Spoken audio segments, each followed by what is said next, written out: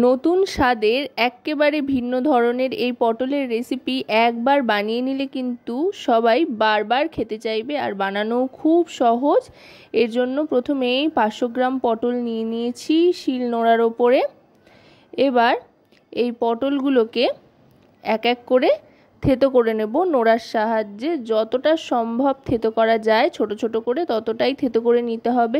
সাধারণত পটল বাটা ভর্তা এগুলো তো আমরা অনেকবারই খেয়েছি, তবে এবার একবার এভাবে পটল থেতো করে খেয়ে দেখুন, একদম অন্যরকম খেতে লাগবে। যারা পটল খেতে পছন্দ করেন না তাদেরও দেখবেন মুখে কিন্তু স্বাদ নিয়ে আসবে এই রেসিপি।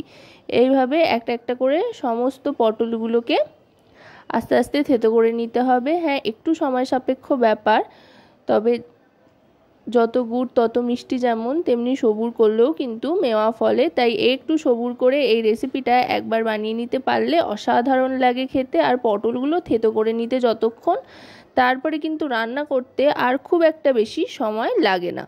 থেতো করা পটলগুলো সব তুলে নিয়েছি। এবার কড়াইতে সর্ষের তেল গরম করে নিয়েছি। মোটামুটি 2 থেকে 3 চামচ মতো সর্ষের তেল গরম করে নিয়ে ফোড়ন হিসেবে দিয়ে দিলাম কালো জিরে, আর তারপর দিয়ে দিচ্ছি থেতো করা রসুনটাও থেতো করে নিয়েছি পটলের সাথে।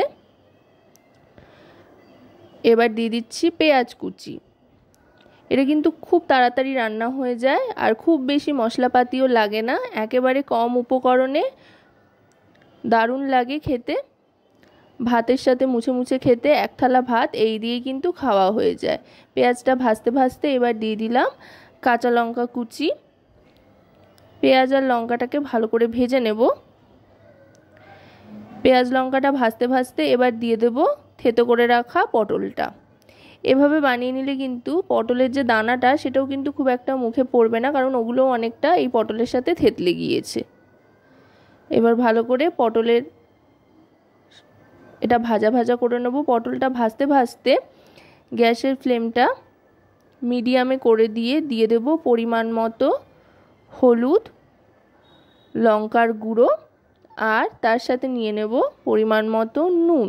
এখানে কিন্তু ধনে জিরে কোনো কিছুই ব্যবহার করছি না, শুধুমাত্র নুন, লঙ্কা আর হলুদ গুঁড়ো ব্যবহার করছি। নুনটা দিয়ে নাড়াচাড়া করতে করতে পটলটা কিন্তু অনেকটাই নরম হয়ে আসবে, মজে জল ছাড়তে আরম্ভ করবে। আর এতে কিন্তু কোনো রকমের জলের ব্যবহার হবে না, পুরোটাই ভাজা ভাজা হবে। আর কিন্তু অবশ্যই সর্ষের তেলেই রান্না করতে হবে, সাদা তেলে খুব একটা ভালো লাগবে না এই রেসিপিটা, সর্ষের তেলেই বেশি ভালো লাগে। এবার দেখুন অনেকটাই কিন্তু নরম হয়ে এসছে পটলগুলো। এবার গ্যাসের ফ্লেমটা একেবারে লোতে করে দিয়ে ঢাকনা চাপা দিয়ে দেব। মোটামুটি 2 থেকে 3 মিনিট মতো ঢাকনা চাপা দিয়ে রাখার পর ঢাকনাটা সরিয়ে নিচ্ছি। দেখুন একেবারে কিন্তু মজে এসছে। এবার আরও খানিকক্ষণ এটাকে রান্না করে নেব। মোটামুটি 30 থেকে 40 সেকেন্ড মতো এটাকে কষিয়ে নেব। দেখুন বোঝাই যাচ্ছে না এটা যে পটল, একদম মিশে গিয়েছে। আর অসাধারণ একটা গন্ধও কিন্তু আসতে আরম্ভ করেছে, রসুনের ফ্লেভারটা দারুণ লাগছে। এবার এর মধ্যে দিয়ে দিচ্ছি ভেজে রাখা চিংড়ি মাছ। এবার এই চিংড়ি মাছটা এতে ভালো করে মিশিয়ে নেব। চিংড়ি মাছ দিলে কিন্তু এর স্বাদ আরও অনেক গুণ বেড়ে যাবে।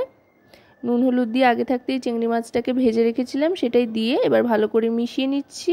তারপর সবশেষে দিয়ে দেব সামান্য একটু চিনি, এতে করে স্বাদে একটা ব্যালেন্স আসবে। আপনারা যদি চিনি অ্যাভয়েড করতে চান তো অ্যাভয়েড করতে পারেন, তবে দিলে কিন্তু মন্দ হবে না। আশা করব রেসিপিটি আপনাদের ভালো লাগবে। ভালো লাগলে অবশ্যই রান্নাবাটি চ্যানেলটিকে সাবস্ক্রাইব করে লাইক শেয়ার কমেন্টের মাধ্যমে আমাদের পাশে থাকবেন। এবার এটা সার্ভ করে দিলাম গরম গরম ভাতের সাথে খাওয়ার জন্য।